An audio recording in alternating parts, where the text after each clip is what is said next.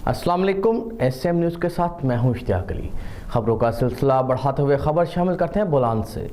Degree college बाग में करोड़ों रुपए की लागत से बनने वाले 4 कमरे और गैरेज कॉलेज इंतजामिया के हवाले होने से पहले ही टूट फूट का शिकार। इसी हवाले से मज़ीद तफसीलात जानते हैं अपने नुमाइंदे सरफराज बलोच से।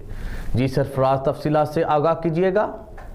जी बिल्कुल। डिग्री कॉलेज भाग में करोड़ों रुपए की लागत से बनने वाले 4 कमरे गैरेज कॉलेज इंतजामिया के हवाले होने से पहले ही टूट फूट का शिकार। भाग डिग्री कॉलेज में ठेकेदार की नाअहली और नाकस मटेरियल के इस्तेमाल से करोड़ों रुपए से बनने वाले कमरे कॉलेज इंतजामिया को हवाले करने से पहले ही टूट फूट का शिकार हो गए हैं।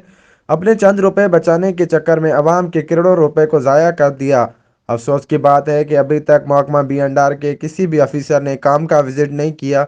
अगर किया भी तो अभी तक उनको काम की नौयत चेक नहीं की। इतना नाकिस मटेरियल इस्तेमाल किया गया है कि कमरे इस्तेमाल होने से पहले ही हर जगह से क्रैक हो गए हैं जो कभी भी गिर सकते हैं। जुल्म की बात है कि ठेकेदार इतना बाअसर है कि अभी तक उन्होंने PC1 कॉलेज इंतजामिया को भी नहीं दी और ना ही कमरों में बिजली की फिटिंग वगैरह मुकम्मल की है। अगर बात की जाए गैरेज की या मेन गेट की तो उसकी भी यही हाल है। जी बहुत शुक्रिया सरफराज, तफसीलात से आगाह करने के लिए। अब तक के लिए इतना ही। मज़ीद खबरों के लिए देखते रहिए SM न्यूज़।